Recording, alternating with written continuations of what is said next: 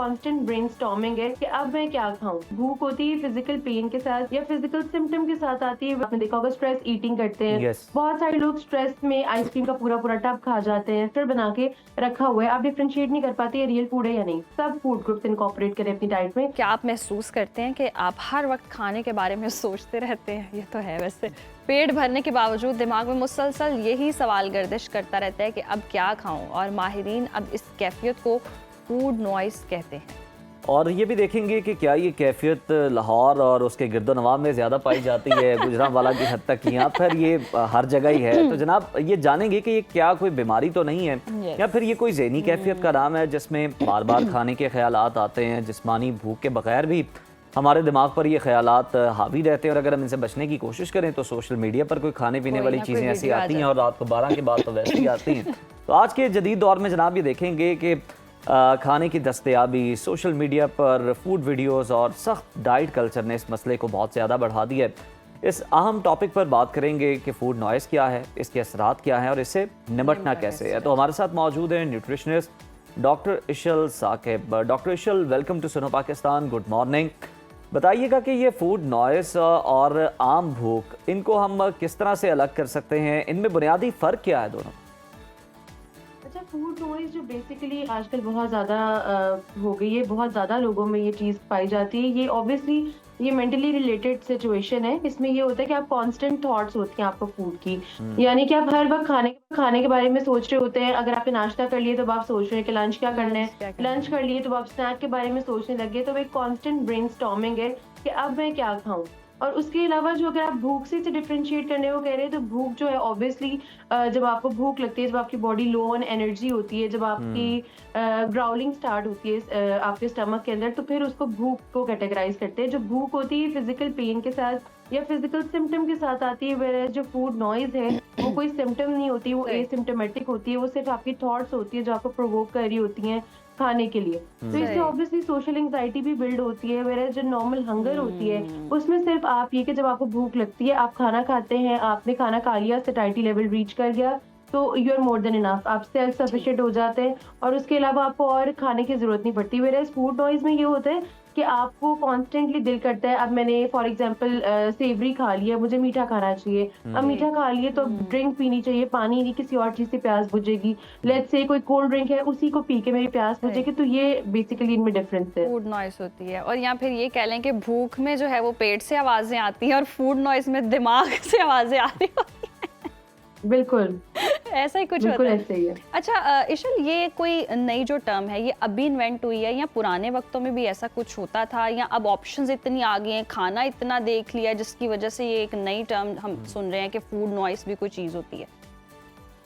बिल्कुल, पहले इस तरह ये चीज एग्जिस्ट नहीं करती थी, बिकॉज ऑब्वियसली पहले जो लोग थे उनका वो बहुत ज्यादा फिजिकल एक्सर्शन करते थे, उसके बाद खाना खाते थे, खाना खा के सैटिस्फैक्टरी लेवल रीच हो जाता था और बस वो बस कर देते थे। और उनकी टाइमिंग्स होती थी ये डॉन एंड डस्क के टाइम पे, यानी सूरज जब तलू और गुरूब होता है उस टाइम पे खाने की आदत होती थी, जो पहले हमारी जनरेशन देखी जाती है। उसके बाद खाना नहीं खाया जाता था। अब बहुत ज्यादा प्रमोट हो गई, इसीलिए टर्म भी ऑब्वियसली बहुत ज्यादा यूज की जा रही है। उसकी वजह ये है कि हम लोग सोशल मीडिया पे फॉर एग्जाम्पल आप रील स्क्रॉल कर रहे हैं, आपको खाने की रील्स आ रही हैं, ऑब्वियसली आपको खाने को दिल करता है। तो ये सब चीजें जो फैक्टर्स होते हैं, मुकबैंग वीडियोस हैं, बहुत ज्यादा लोग वो देखते हैं, उनकी बहुत ज्यादा ऑडियंस है, उससे भी खाने की थॉट्स जो हैं वो आपके आती हैं। जिस तरह फॉर एग्जांपल अब कोरियन कल्चर है, उसमें भी मुकबैंग वीडियोस बहुत बनाई जाती है। इसलिए आप देखेंगे कि हमारी यंग जनरेशन में, जेन जी, जनरेशन अल्फा, इन सब में खाने कोरियन फूड की बहुत क्रेविंग होती है।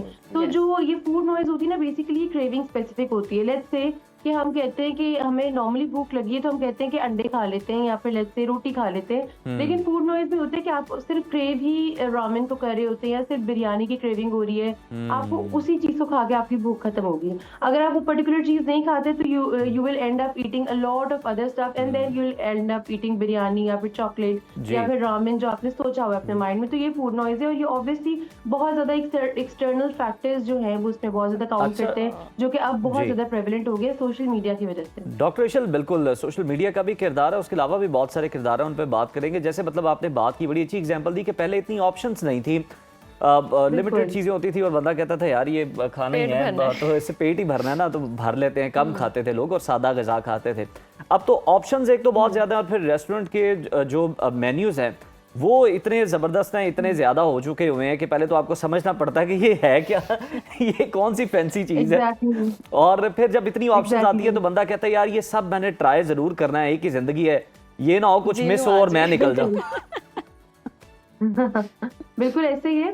बल्कि आप जो और फैक्टर्स की बात कर रहे हैं उनमें बहुत सारे मल्टीपल फैक्टर्स है। एक तो ऑब्वियसली सोशल मीडिया एक मेन फैक्टर है। उसके अलावा अगर आप बात करें तो हम लोग जो है स्ट्रेस की वजह से बहुत ज्यादा, आपने देखा होगा स्ट्रेस ईटिंग करते हैं। Yes. बहुत सारे लोग स्ट्रेस में आइसक्रीम का पूरा टब खा जाते हैं। स्ट्रेस में क्या होता है बहुत सारे लोग इस तरह के भी जो हंग्री नहीं फील करते या फिर जिनको फूड नॉइज की जो सेंसेशन है वो नहीं होती, लेकिन कुछ लोग जो इस तरह के हैं जो स्ट्रेस में बहुत ज्यादा खाना खाते हैं और पर्टिकुलर चीजें खाते हैं। लेट्स से आइसक्रीम ही खानी है, चॉकलेट ही खाएंगे तो डोपामिन हिट करेगा।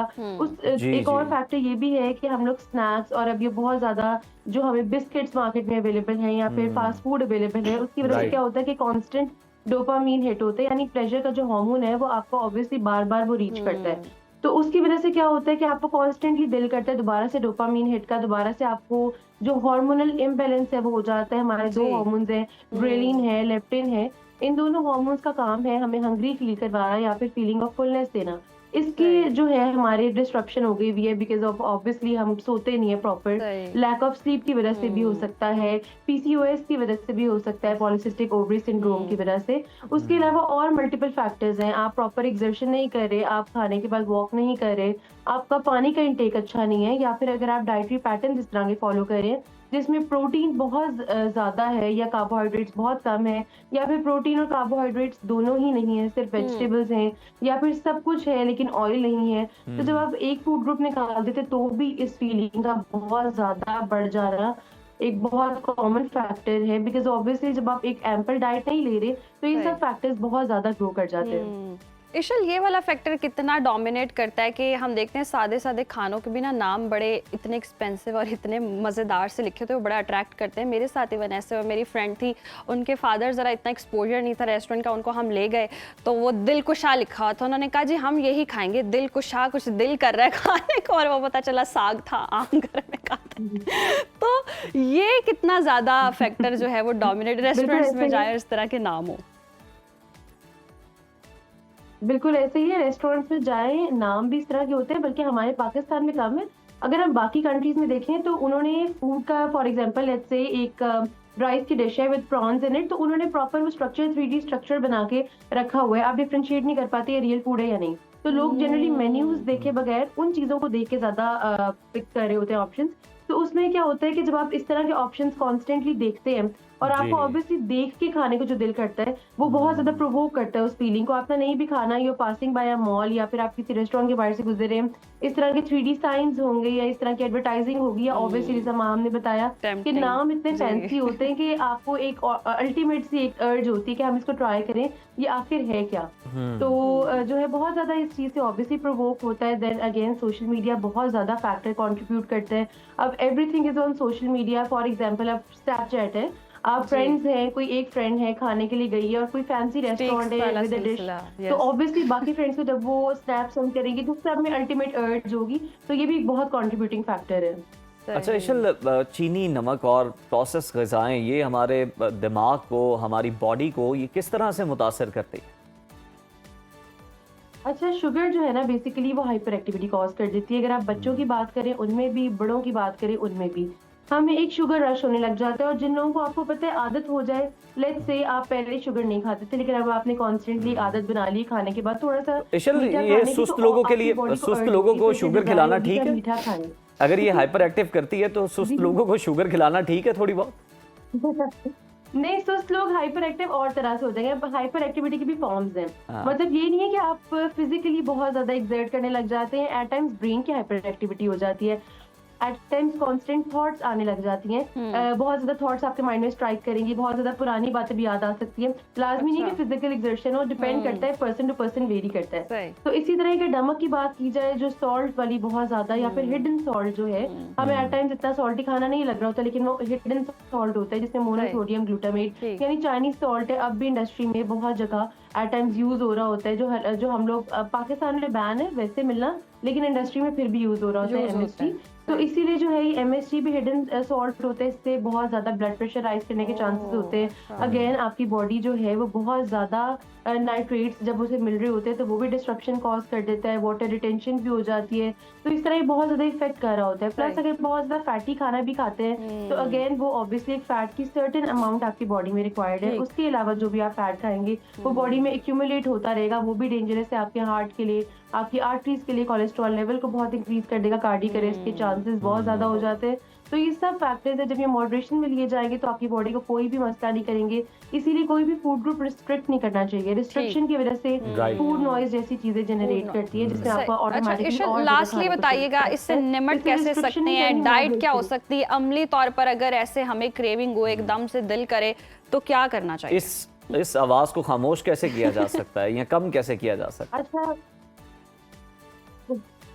बिल्कुल, इसको खामोश करने का एक बहुत सिंपल तरीका ये है कि आप सब फूड ग्रुप्स इनकॉर्पोरेट करें अपनी डाइट में। हम लोग क्या करते हैं कि डाइट कल्चर इतना प्रमोट हो गया कि हमने कुछ चीजों को गिल्ट के साथ रिलेट कर दिया है। जिस तरह रोटी चावल हमें गिल्ट होता है ज्यादा खा के, चावल ज्यादा खा के गिल्ट हो गया, रोटी ज्यादा खा के गिल्ट हो गया, किसी खाने में हल्का सा ऑयल हो हमें गिल्ट हो जाता है। ठीक। फर्स्टली इस गिल्ट को खत्म करना, बिल्कुल। ये जो गिल्ट होता है ना खा के, या तो आप खाएं ना, अगर खा लिया तो फिर आप गिल्ट ना पालें, क्योंकि जब गिल्ट होता है तो दिमाग जनाब आपके सिग्नल्स भेजता है और फिर बॉडी जो है वो मजीद डिस्टर्ब होना शुरू हो जाती है।